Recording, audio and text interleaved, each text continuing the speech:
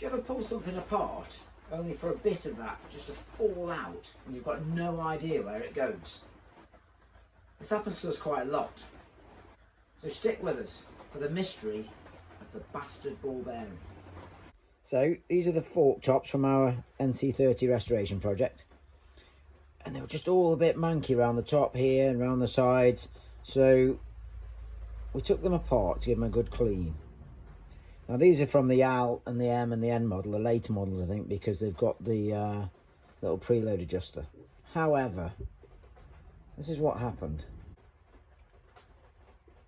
To get the adjuster out, you wind it in rather than out. Here it comes.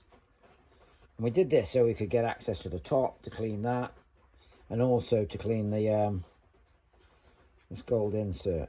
So we did that, no problem. Look. And we clean and you think, oh Christ, where the hell does that live? Now, I spent 2 days trying to work out where this tiny little ball bearing lived. And did it cross our minds just to let it roll off the bench and roam free in the workshop? Yes, of course it did. But there was something in our tiny little minds that wouldn't let us do it. So we needed to find it a home. So, if you are pulling the fork tops out of your NC30 later model with the preload adjuster, and this does fall out, then by watching the end of this video you'll know where it lives. Nowhere in this manual does it tell you where this ball bearing lives. However, using my genius, I laid that next to that to see if I could work out if it possibly lived in this hole.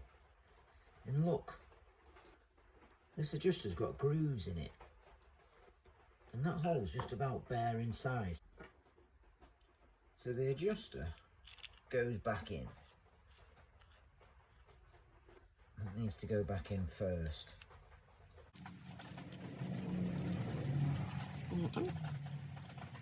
Now, if you're familiar with these things, these adjusters, they're supposed to click, aren't they? 4 clicks, 5 clicks.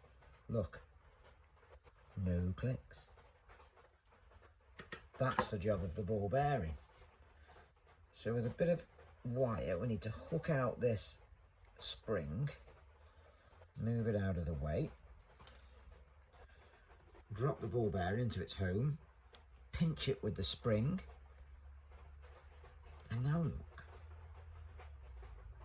clicks, bloody clicks. It lives in there, behind that wire spring ring thing, and without it, no clicks. And look, magic. Mystery solved. Little ball bearing's got its correct home behind that spring, and its only job on this entire bike is to make that preload adjuster click. It's all in the details. Well done, Mr. Honda. Well done.